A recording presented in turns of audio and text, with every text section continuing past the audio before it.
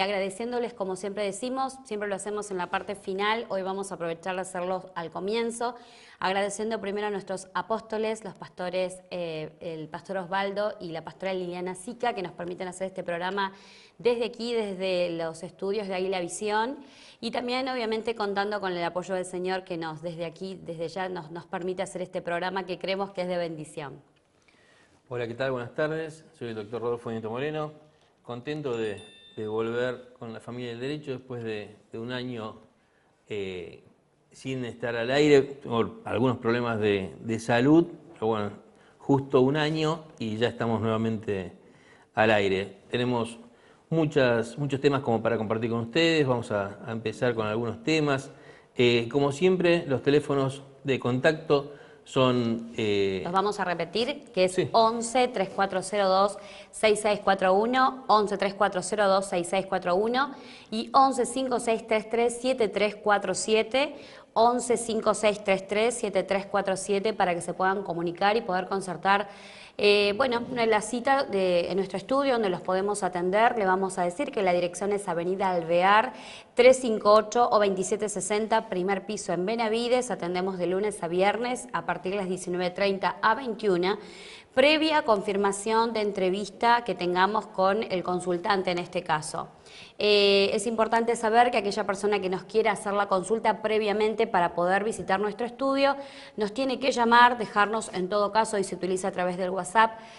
Muchos consultantes nos dejan a veces su propia consulta o bien de alguna manera nos escriben, inclusive también no damos ningún tipo de respuesta ni evacuamos ningún tipo de consulta vía celular, ni vía mensaje, ni tampoco vía llamado telefónico. Eso lo quiero dejar aclarado porque bueno, sé que mucha gente a veces por las distancias o por la imposibilidad de acercarse al estudio, que alguna que otra diferencia tenemos al respecto, pero lo primordial es poder tener la consulta con Sí, al aire. Sí, y obviamente al aire desde aquí, que los podemos por lo menos encaminar en algún tipo de respuesta o por lo menos darle una respuesta muy por arriba de tal vez de su consulta, pero digamos la atención primordial sobre todo la tenemos en el estudio con el consultante cuando tiene algún problema jurídico o cree que existe un problema jurídico y en base a eso puede llamarnos y concertar la entrevista.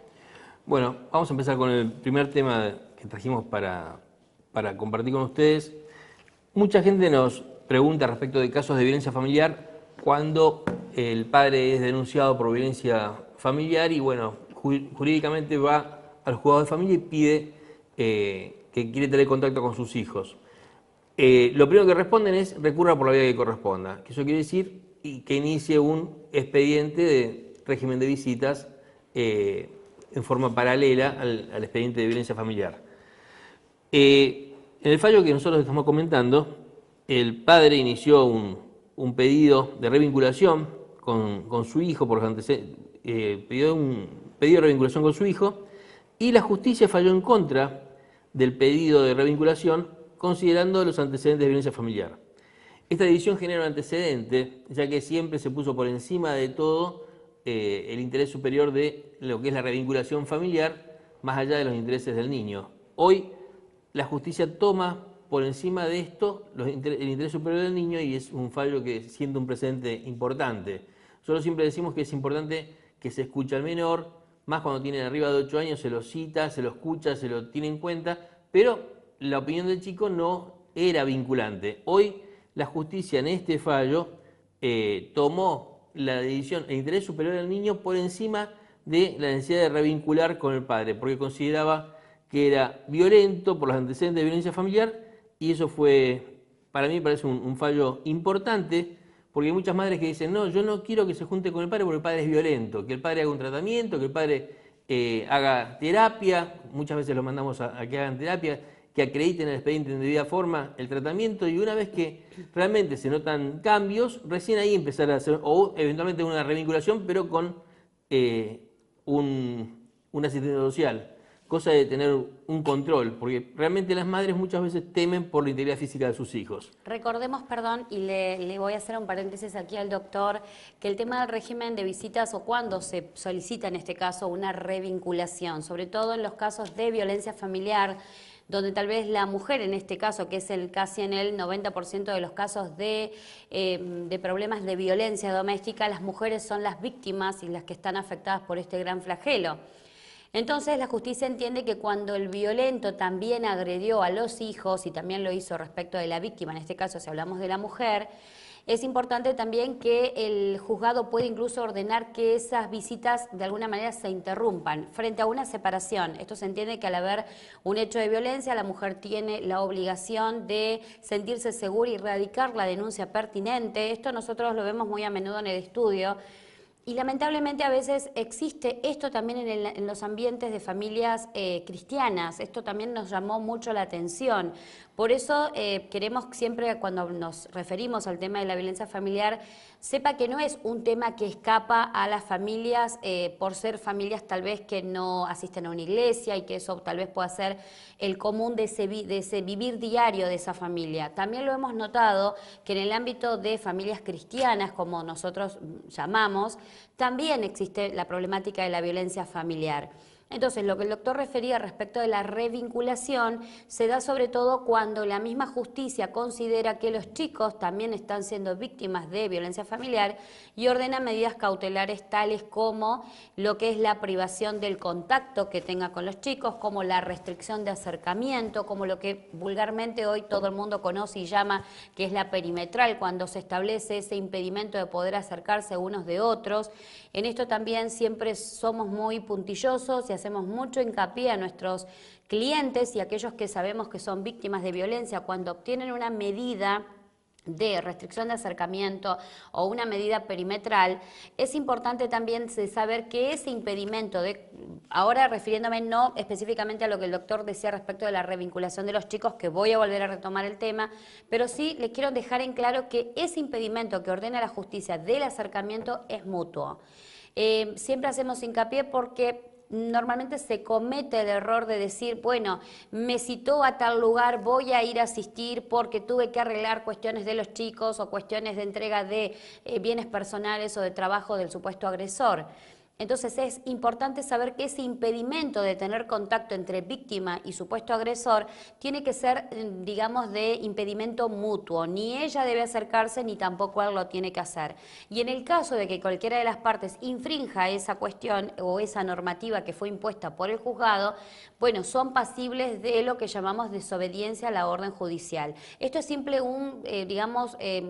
quise hacer hincapié respecto de lo que es la ley de violencia familiar, pero volviendo y retomando con lo que el doctor decía respecto de la revinculación, es sobre todo en estos tipos de casos que muchas veces vemos que el papá, vencido la medida, no tiene que olvidarse de sus deberes y obligaciones como padre, para lo cual, si no tiene contacto con sus hijos, deberá pedir esa revinculación y, como decía bien el doctor, siempre se tiene que primar o privilegiar el interés superior del niño, sobre todo porque aquí, como bien también explicaba el doctor, se hacen muchas entrevistas con el equipo técnico a los efectos de determinar qué tipo de patología y el grado de agresividad que tiene el supuesto agresor respecto de esos niños o del niño. Cuando verifican de que el supuesto agresor tiene ya un tratamiento establecido o porque ha sido considerado un ser violento, recién ahí podría solicitar lo que el doctor manifestaba, que es la revinculación con los chicos. En este caso, lo que más influyó fue la postura firme del menor, quien manifestó su negativa ante la posibilidad de vincularse nuevamente con el padre. O sea, el chico no quiere saber nada de encontrarse con el padre. Y dentro de los fundamentos del fallo, dice, al momento de dictar sentencia, la jueza señaló en primer término que el sistema de comunicación entre padres e hijos es un derecho recíproco de orden constitucional y convencional. Implica vincularse efectivamente en una relación sostenida en afecto, tranquilidad y confianza sobre la base del principio rector del interés superior del niño. Debe propiciarse que ambos padres participen y estén presentes en la cotidianeidad del hijo en la medida de lo posible y en los momentos más trascendentes de la vida, con la especial mención de que debe ser el adulto quien garantice las condiciones adecuadas para permitir que ese vínculo de afecto, tranquilidad y confianza se establezca y pueda desarrollarse. Una de las cosas que comentaban acá en el expediente, que hubieron hechos de violencia durante todo, hasta desde el embarazo de esta criatura. O sea, acá la mujer hizo referencia a todos los hechos de violencia que sufrió y decía que en el curso del embarazo recibió golpes que incluso hicieron peligrar la vida del menor. Entonces ella manifestaba esto, dice que tuvo hechos de violencia desde el momento que estaban en pareja, cuando estaba embarazada, que los golpes hicieron peligrar la vida del menor, y los hechos probados en el expediente de extrema gravedad demostraban la violencia del padre, y bueno, la jueza puso por encima de todo el interés superior del menor. Por eso me parece interesante, porque tenemos Por eso en muchas... este aspecto no se permitía esta revinculación con su padre, por entender de Por la que violencia. ese menor había recibido de extrema gravedad, era la situación de violencia que se estaba viviendo desde el seno materno, es decir, desde el momento de que él estaba engendrado en las entrañas de la madre, en su vientre. Entonces desde allí comenzó a recibir y ser víctima de violencia. Por eso mismo la justicia en este caso, en este fallo ejemplar que el doctor señalaba, refería respecto de esa falta de comunicación que debía haber hasta tanto no se resuelva la cuestión seguramente psicológica. Porque en este caso, para hacerles hincapié y un poco comentarles cómo es un proceso de régimen de comunicación con hijos, llamado también régimen de visitas, como antes se solía llamar, con el anterior código, según el código nuevo, se llama esta comunicación que se tiene que primar, y es, como decía el doctor, el derecho recíproco de comunicar padre e hijo y padre. Entonces, lo importante saber es que en este caso concreto, el niño, al entender la juez de que fue víctima de estos hechos gravísimos, suspendía, o por lo menos consideraba que el régimen de comunicación no se podía lograr.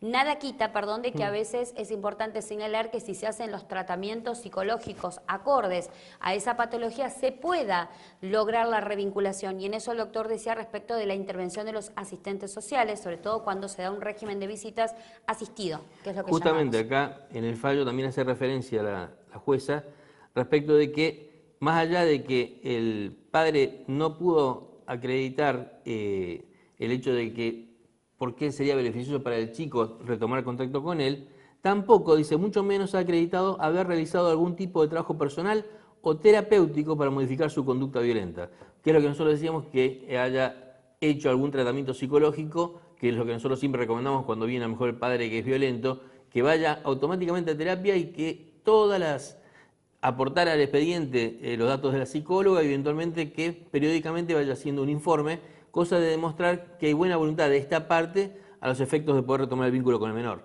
O sea, no había aportado nada, era solamente el interés que tenía respecto de estar con el menor, pero no había hecho tratamiento psicológico y no había aportado ningún tipo de prueba tendiente a... Incluso hay hoy hasta tratamiento en los hospitales donde hacen reuniones con gente violenta, como si fuesen círculos de autoayuda, los efectos de tratar esa pandemia de violencia que tenemos en esta sociedad, ¿no? Exactamente, aparte de los tratamientos tienen que ver con el régimen esto de apoyar un cuanto y de poder enseñarle a los padres de cómo comunicarse con sus hijos. Parecería un poco casi descabellado pensar que un psicólogo les tenga que enseñar o por lo menos dar pautas de cómo los padres, siendo con esta problemática del cual se refería el doctor respecto de la violencia familiar que estaba de alguna manera acosando a esta familia, debía y quería retomar ese contacto, pero será siempre y cuando se entienda que están dadas las condiciones y la seguridad psicológica y jurídica de ese menor, sobre todo. Por eso es lo importante de hacer hincapié en los tratamientos psicológicos.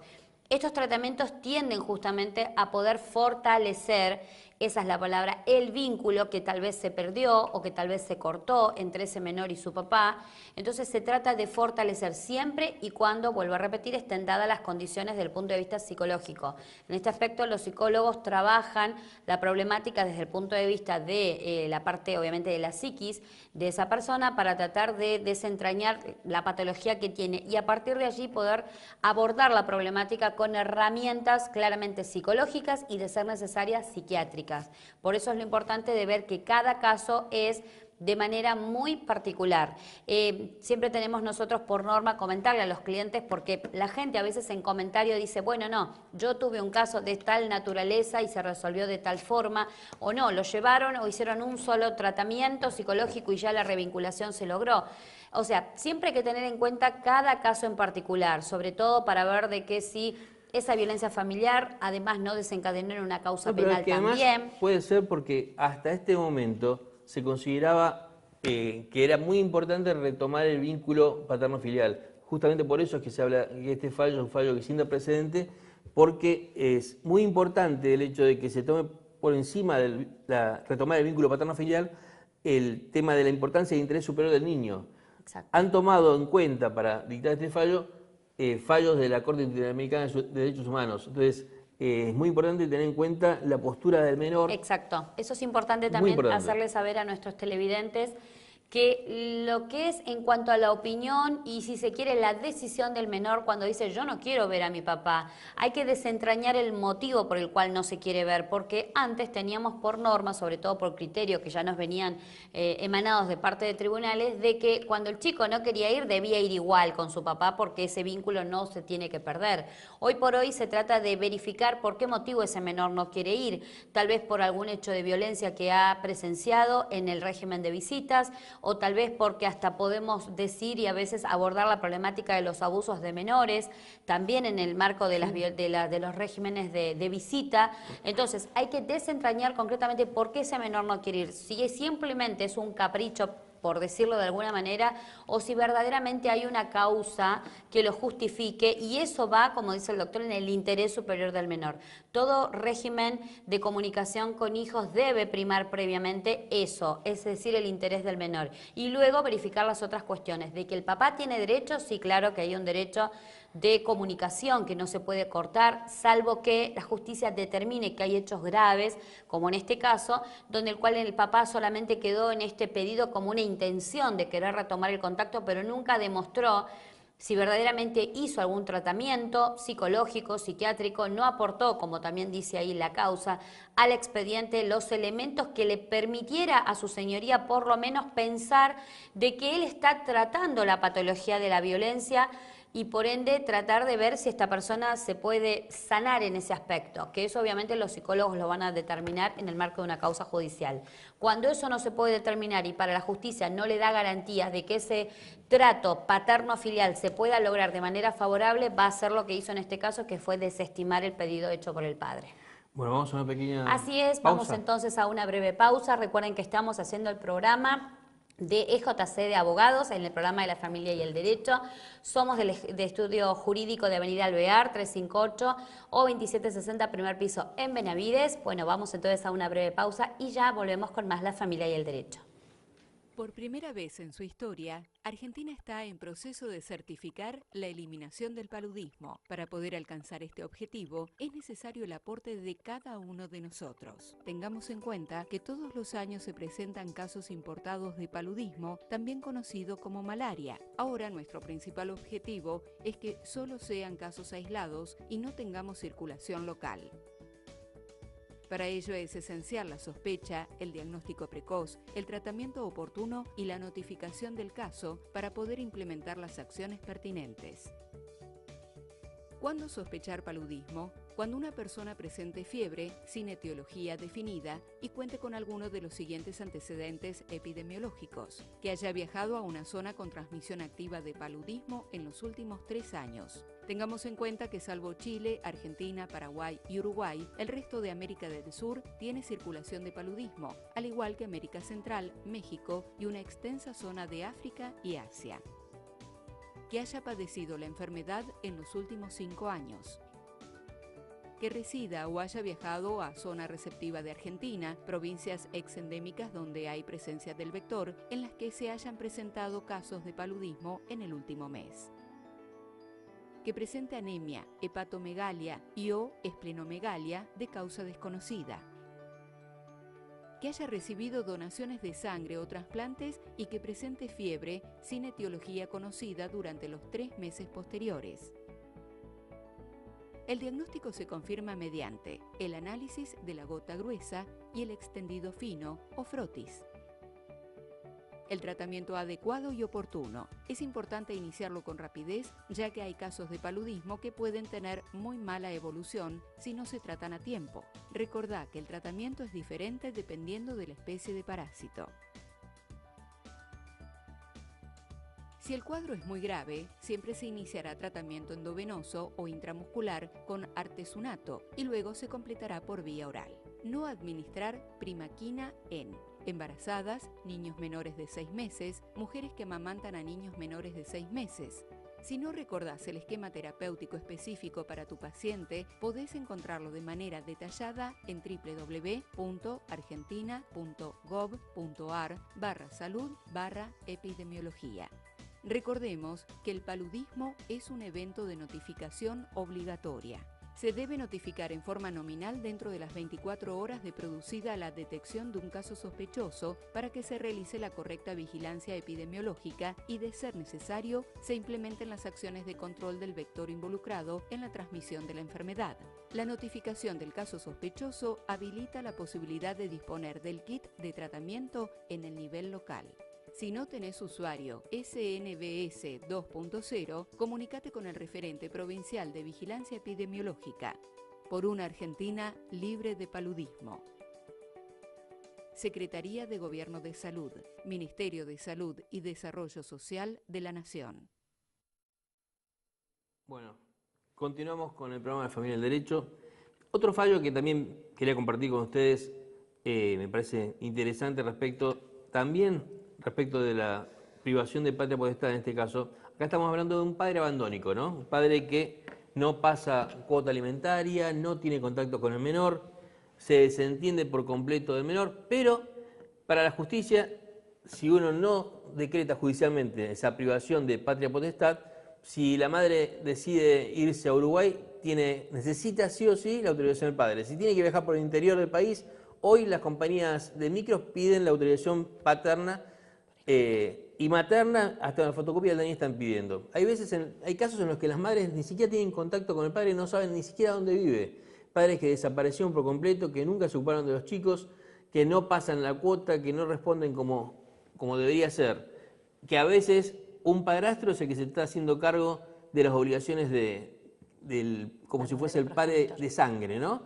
Y que está pagando el colegio, pagando las zapatillas, pagando el alimento, todo lo que el padre debería haber hecho. En este caso, al haber acreditado la madre, el tema que el padre es un padre abandónico, se hizo un juicio de privación de patria potestad, privación de responsabilidad parental del progenitor por estar acreditado el abandono de su hijo. Este fallo es interesante porque muchas veces los jueces para ordenar esta sanción lo pensaban varias veces, lo citaban, trataban de evitar la sanción y le daban la posibilidad de recomponer el vínculo.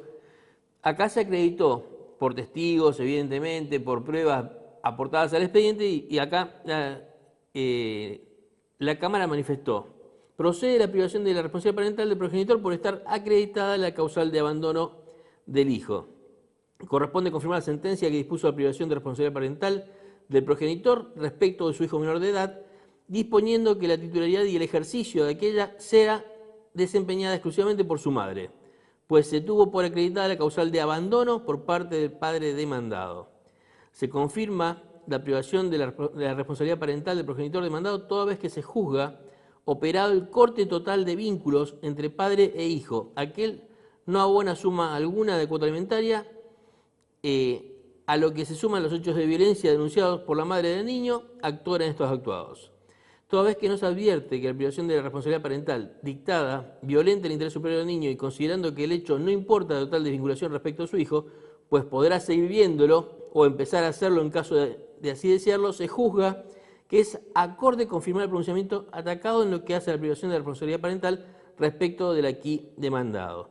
O sea, como les estaba manifestando, no es que él pierde todo contacto, sí pierde la responsabilidad parental. Entonces la madre va a poder ejercer de por sí la patria potestad. No va a ser la patria potestad compartida en este caso, entonces ella va a poder decidir si quiere irse del país, si quiere cambiarlo de colegio, no tiene por qué consultarlo con una persona que ha estado ausente, pero sigue manteniendo los derechos, lo que es una incoherencia desde el punto de vista jurídico, pero lamentablemente muchos padres abandónicos que no tienen contacto con los chicos, que no pagan cuota, que no los visitan, pero cuando el chico tiene una posibilidad de irse a pasear a Brasil o irse de vacaciones a Uruguay, el padre dice: no, me opongo, no quiero. Aparece de golpe y cuando lo llaman dice: che, firmá la autorización, por lo menos firmá la autorización, no le pasás cuota, no le alimentás nada, pero por lo menos firmá la autorización. No, se oponen porque sí, constituirse algún interés, solamente para complicarle la vida al chico. O sea, es importante que por lo menos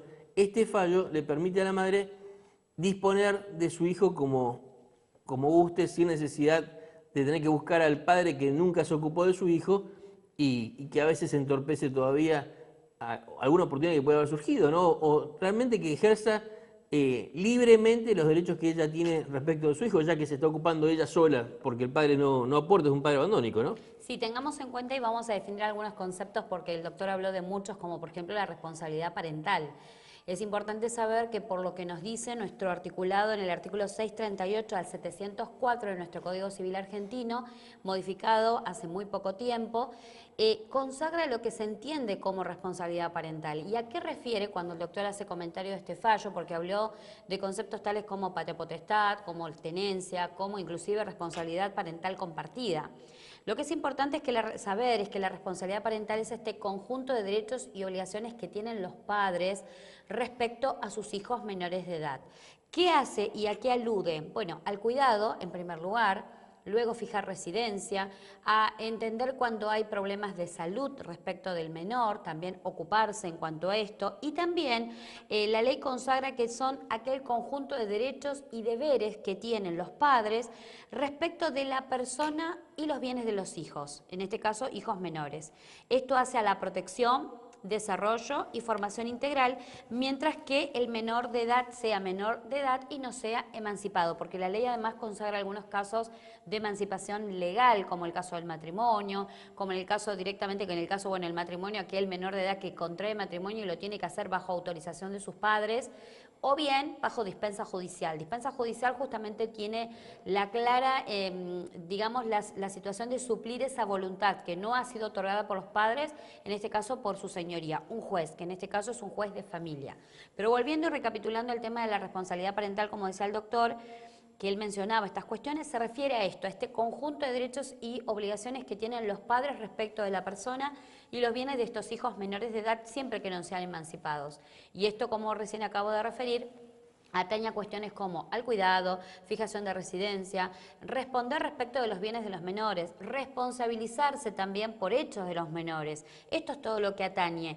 Antes la ley consideraba el tema de la tenencia, hoy ese cuidado o esa responsabilidad parental es compartida y a veces es de manera indistinta cuando tiene residencia o quien lo ejerce es la madre, pero no implica de que el padre en este caso no se tenga que hacer responsable respecto de estos hechos que atañen, como recién dije, a la persona y a los bienes del menor.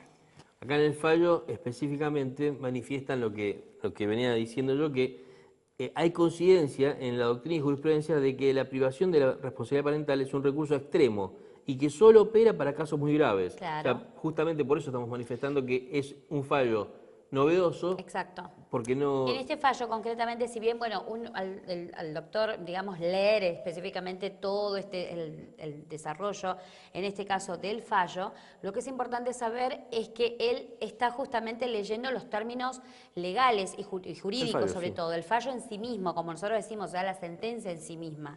Pero acá lo importante saber es que frente a hechos graves menciona justamente este fallo, porque esta responsabilidad siempre la tienen los padres en cuanto a obligaciones y derechos que tengan respecto a sus hijos menores, salvo que, como acá dice su señoría, hechos de violencia que fueron comprobados, el no pasar la cuota alimentaria, o sea, haber un desinterés total y absoluto en la vida y en la persona de ese menor. Por eso acá lo toman este fallo, y es como un fallo novedoso, es justamente suprimir esa obligación que tienen los papás en cuanto a su responsabilidad como padres, porque esto es como un ida y vuelta, es la responsabilidad que tienen de los padres hacia los derechos que tienen sobre sus hijos. Acá, por ejemplo, algo que es interesante, que definen el abandono, dice que ha sido descrito por la doctrina, como el desprendimiento de los deberes del padre o la madre, o sea, la abdicación total de los deberes de crianza, alimentación y educación que estipula la legislación.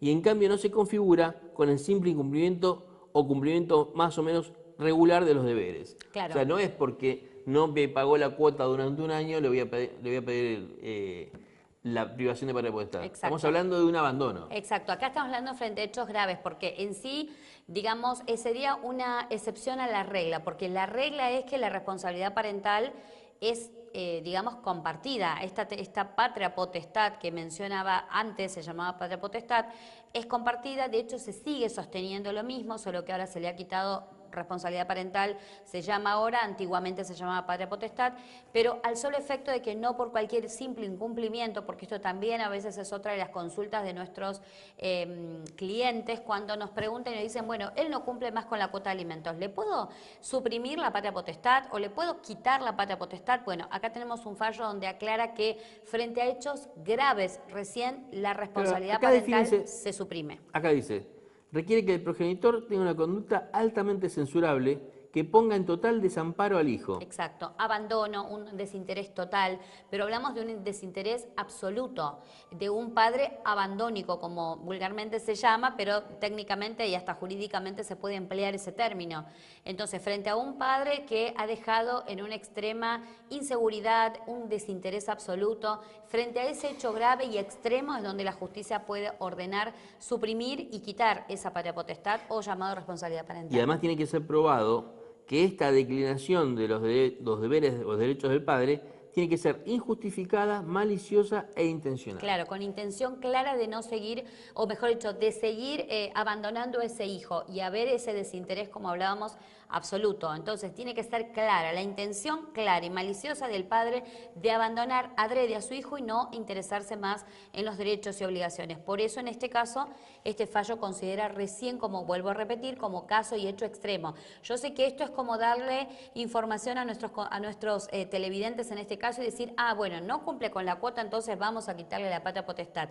Fíjense en este aspecto que según como su señoría y la justicia en este fallo, hace alusión de que frente a hechos gravísimos, extremos y de que se puedan probar en la causa, recién ahí se pueden suprimir. Si no, no es fácil quitarle los derechos y obligaciones que tienen los padres. Sí se podrá, en el caso de que el padre tal vez estén separados y necesiten salir del país, suplir esa voluntad si el progenitor que no convive con ese menor se niega a dar la autorización para salir para un viaje o hacer un viaje de vacaciones o un viaje por una cuestión de necesidad, por razón de salud o de enfermedad de un familiar y que el niño se tenga que ausentar del país, en ese caso si el padre se niega, bueno, podrá sí ser suplida esa voluntad por la justicia.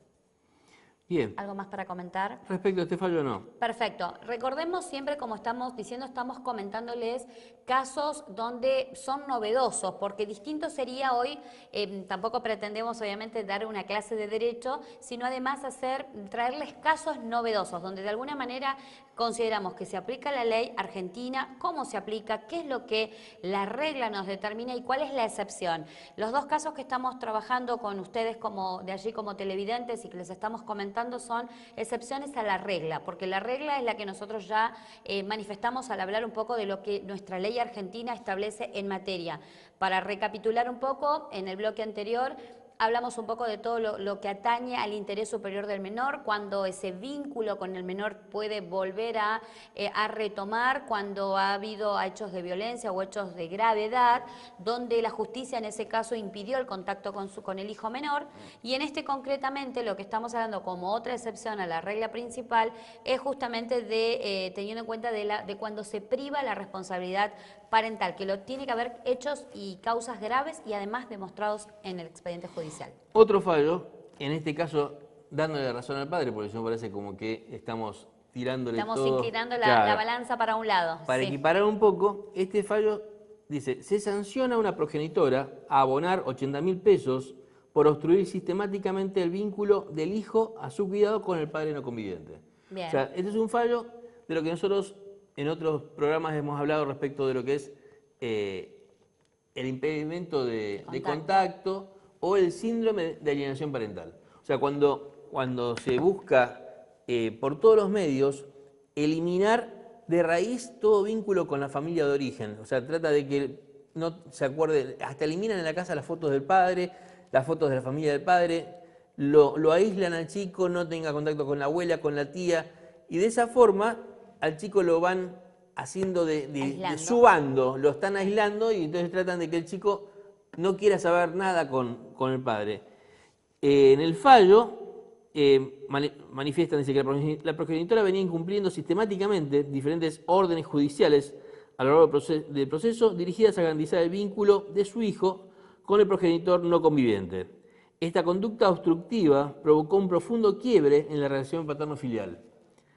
A fin de lograr torcer esta conducta, se ordenó a la progenitora cumplir con el régimen de comunicación dispuesto bajo procedimiento de aplicar astreintes o multas. O multas, exacto. A pesar de ello, la progenitora demandada siguió incumpliendo el deber jurídico que se le había impuesto, incurriendo en nuevas infracciones, esta vez 4 infracciones, razón por la cual el juez resolvió sancionarla intimándola a abonar la suma de 80.000 pesos, 20.000 por cada infracción, en el plazo de 5 días, bajo procedimiento de ejecución. Exacto. En estos casos hablamos también, como para poder sintetizar este fallo que está comentando el doctor, justamente cuando una progenitora, en este caso la madre, impide el contacto con el padre y dice, pese a las intimaciones que le había hecho su señoría respecto de retomar y entregar al niño, conforme seguramente a algún acuerdo que haya habido entre ambas partes, que los acuerdos, aprovecho ya decirlo, pueden ser acuerdos celebrados ante un colegio de abogados, el acuerdo celebrado inclusive en instrumento privado que luego se presenta para homologación judicial, o el acuerdo que conocemos todos los que hacemos derecho de familia, que es justamente el que se hace ante el Tribunal de Familia o ante el Juzgado de Familia. Entonces, lo que es importante acá radicar es que se habla de una mamá que impedía el contacto pese a todas las intimaciones.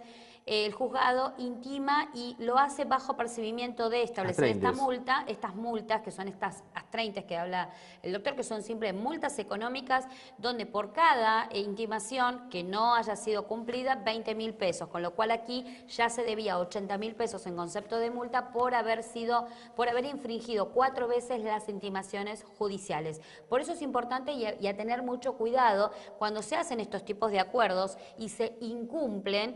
Hay que tener cuidado porque la otra parte puede solicitar, en este caso se pidió multa. Cuando el juez intima, cuando ve que no hay impedimentos para que el otro progenitor, el no conviviente, pueda retomar, no hay impedimento legal, y la otra parte, la progenitora que sí convive con ese menor, impide ese contacto, se entiende de que de alguna manera hay que retomar nuevamente el contacto. Por eso es, como dice el doctor, o bien hacer el reclamo en el derecho de familia en materia civil, o bien hacerlo a través del impedimento de contacto por la ley penal, como causa penal y como delito.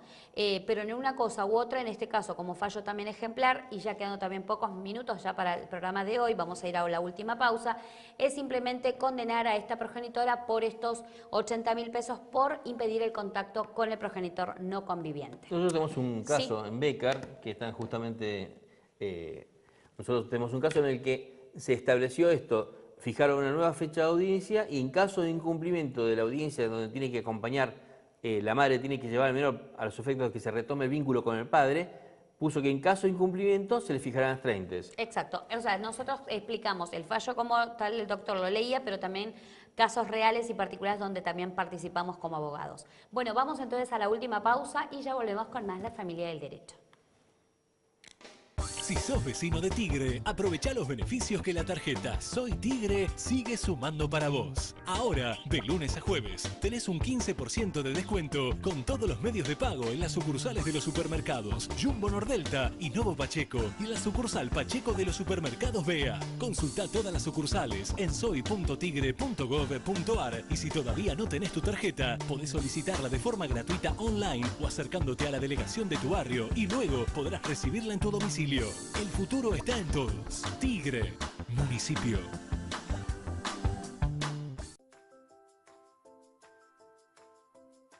Sí, debe registrar la huella para así poder seguir cobrando como representante del adulto mayor. La gestión debe realizarse en cualquier oficina de ANSES previa solicitud de un turno. El mismo puede sacarse por la página web, que es www.anses.gov.ar, o por el 130, que es la línea gratuita. El día del turno debe presentarse con el DNI del jubilado y el DNI del apoderado. En caso de que el apoderado ya esté cobrando como representante del jubilado, debe enrolarse en la entidad bancaria.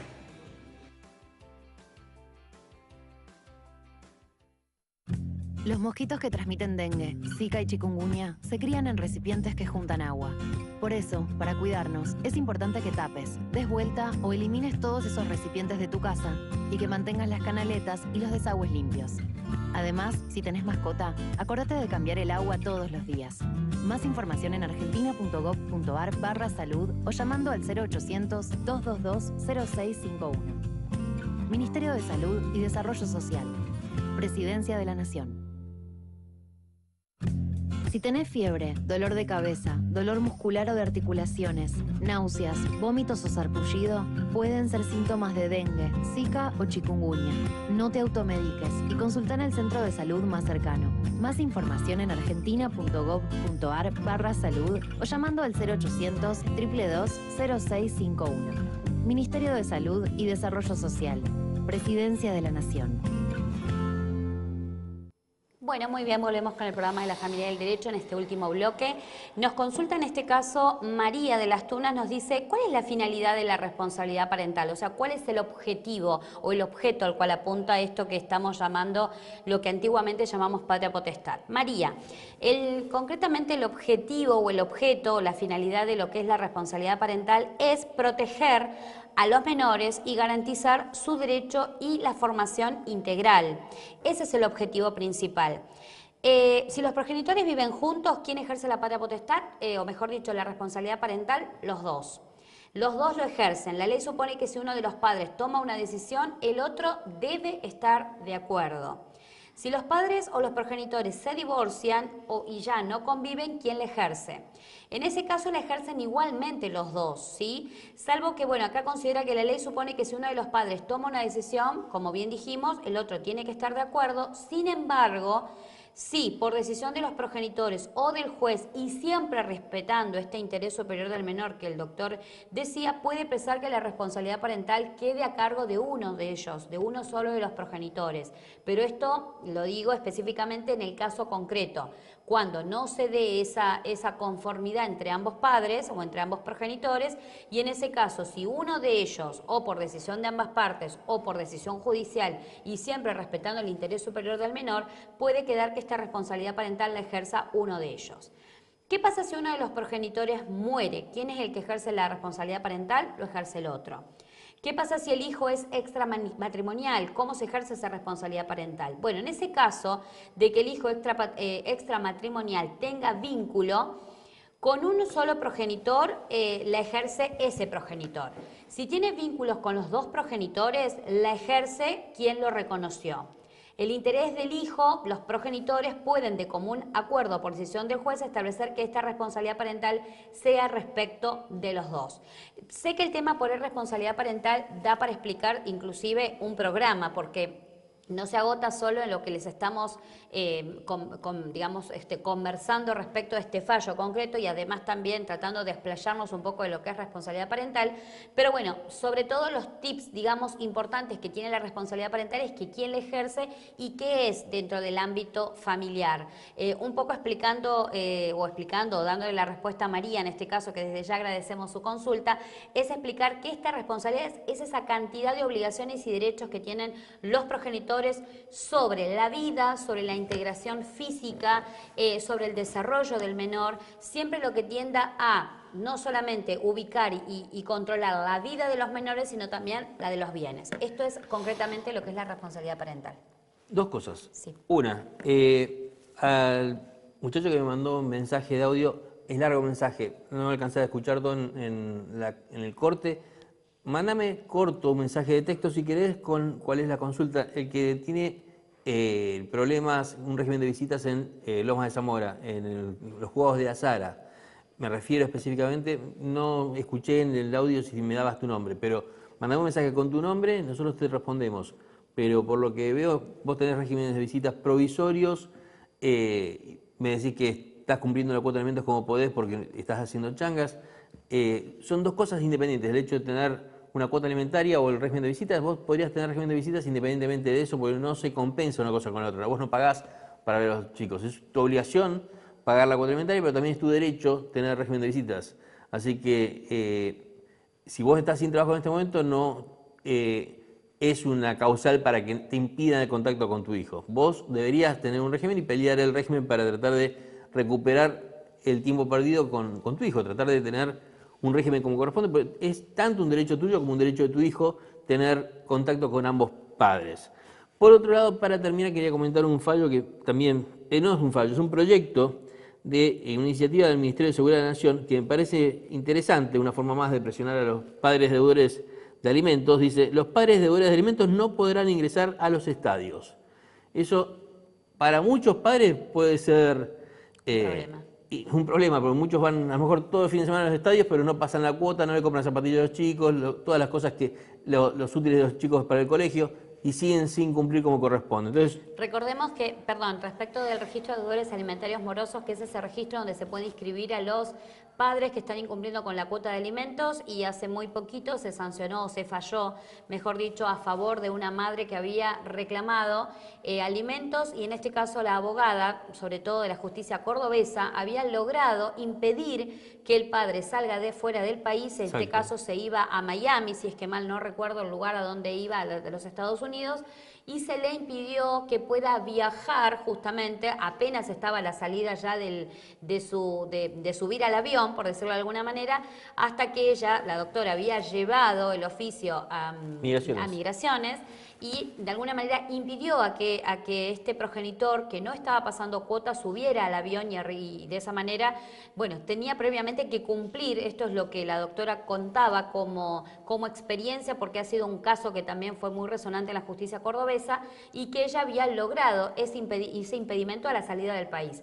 ¿De qué manera se resolvió? Este buen señor tuvo que tener que abonar la totalidad de la deuda de alimentos más todos los intereses que se debían hasta el día de la fecha, y de esa manera poder así ser liberado de ese impedimento y así poder viajar. Por un lado. Por otro lado, tengamos en cuenta, y ya siendo los últimos minutos del programa del día de hoy, les quiero comentar de que no solamente se impide la salida al país, con el caso de que estés inscripto en el registro de deudores alimentarios morosos, sino también, hoy por hoy, también es el impedimento a que te renueven la licencia de conducir. Exacto. También es otra de las sanciones que se imponen para los padres que no pasan cuota de alimentos. También es el tema de no poder contraer ni renovar crédito, ni también de alguna manera tampoco incluso, tomar ser proveedor préstamos, del Estado. También ser proveedor del Estado. O sea, ciertos impedimentos que hacen de alguna manera quebrar la vida económica y comercial del progenitor que no pasa cuota de alimentos.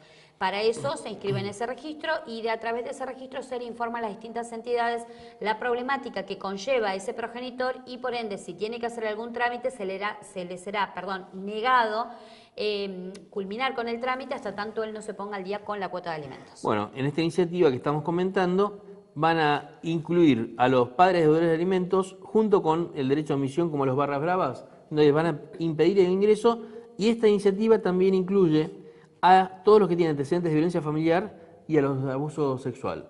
Así que me parece una iniciativa bastante interesante, incluso para presionar respecto de los que deben cuota alimentaria. Volvemos a lo mismo, no es el que debe un mes, 2 meses. Para estar inscrito en el registro de deudores alimentarios morosos, estamos hablando de una persona que debe 1 año de cuota alimentaria, por ejemplo, y no por el hecho de que a lo mejor carece de un empleo. Estamos hablando de empresarios que tienen a lo mejor una pyme en negro, todo en negro, facturas, sabemos que tienen recursos y que no pasan cuota porque no quieren. Estamos hablando de gente solvente económicamente e insolvente moralmente, ¿no? Claro, lo importante saber es que este registro de deudores alimentarios morosos implica como una sanción, es decir, el hecho de que una persona esté inscripta allí ya se tacha como que este es un deudor alimentario moroso, y para lo cual cualquier, vuelvo a decir, trámite o cualquier salida del país o cualquier cuestión que implique de alguna manera desarrollar su vida comercial, social, institucional y de tal manera jurídica, bueno, no lo podrá hacer por este motivo de estar inscripto en ese lugar como sanción al respecto. Bueno, vamos cerrando el programa de hoy. Muy contentos con el regreso de la familia del derecho. La gente que se haya quedado con ganas de hacernos consultas puede seguir mandándonos mensajes, nosotros vamos a responderles a la brevedad, y bueno, si Dios quiere, nos veremos la semana próxima nuevamente en otro programa de La Familia del Derecho. Así es, bueno, yo también me despido, Dios los bendiga. Recuerden que estamos, sí, con los teléfonos, bueno, si ya han tomado nuestros teléfonos, estamos dispuestos a poder evacuar todas sus dudas y todas sus consultas. Para nosotros es una gran alegría poder volver a retomar en el programa en un nuevo ciclo de 2019 de La Familia y el Derecho, haciendo un programa de JC Abogados de la sede Benavides. Dios les bendiga. Dios les bendiga a todos.